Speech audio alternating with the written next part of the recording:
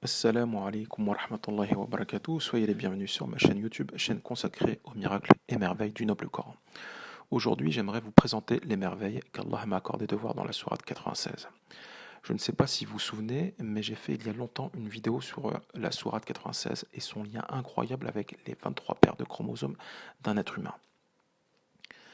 Les premiers versets qui ont été révélés au prophète, sallallahu alayhi wa sallam, dans la grotte de Hira, lors de la nuit d'Al-Qadr, sont les 5 premiers versets de la sourate 96. Dans ces 5 versets, il y a 6 mots qui se répètent, comme vous pouvez le voir sur votre écran. Donc, la traduction de ces 6 mots, c'est « Lis, ton Seigneur, qui a créé, l'homme a enseigné ».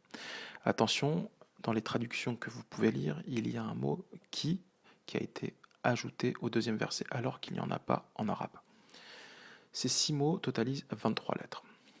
Comme il se répète, on a donc 2 fois 23 lettres. Le lien avec nos 23 paires de chromosomes est indéniable, d'autant plus qu'Allah précise qu'il a créé l'être humain à partir d'une adhérence, un lien, al-alaq.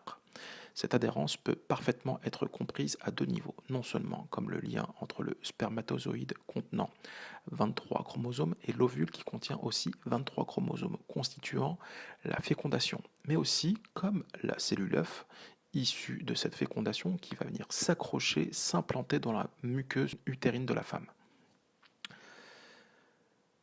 Ce qui nous a sauté aux yeux dans les 5 premiers versets, c'est la répétition des 23 lettres qui nous a menés aux 23 paires de chromosomes.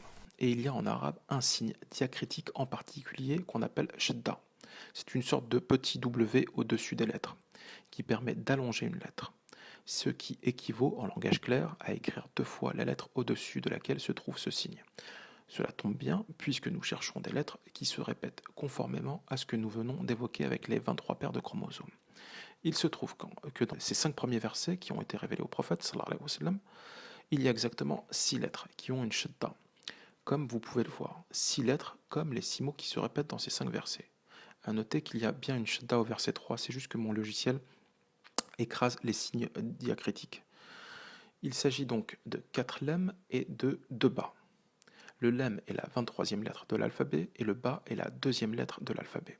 Comme il y a 4 lemmes, on a donc 4 fois 23 égale 92. Et comme il y a 2 bas, on a donc 2 fois 2 égale 4.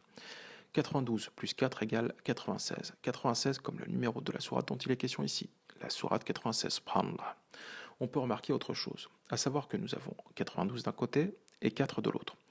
Cela nous renvoie étrangement à la sourate 4, qui est la 92e de la Révélation et qui a pour titre les femmes.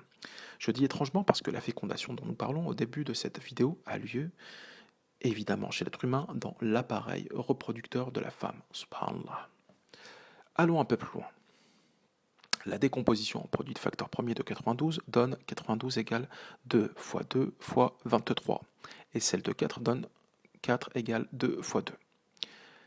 La somme des facteurs premiers pour l'un donne 2 plus 2 plus 23 égale 27 et pour l'autre 2 plus 2 égale 4. 27 moins 4 égale 23. Je crois que ça vous parle, pas besoin de se répandre en explication. 27 plus 4 égale 31. Ça, je crois que ça ne vous parle pas. Ce qu'il y a de phénoménal, c'est que la seule sourate à posséder 31 versets est la sourate 76, sourate qui a pour titre l'homme au sens d'être humain, subhanallah. De plus, la décomposition de 76 en produit de facteur premier donne 76 égale 2 fois 2 fois 19.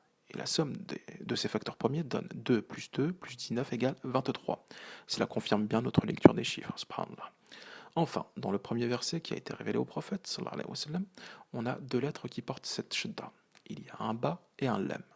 Le bas est la 10e lettre depuis le début de ce verset et le lem est la 13e lettre depuis le début de ce verset.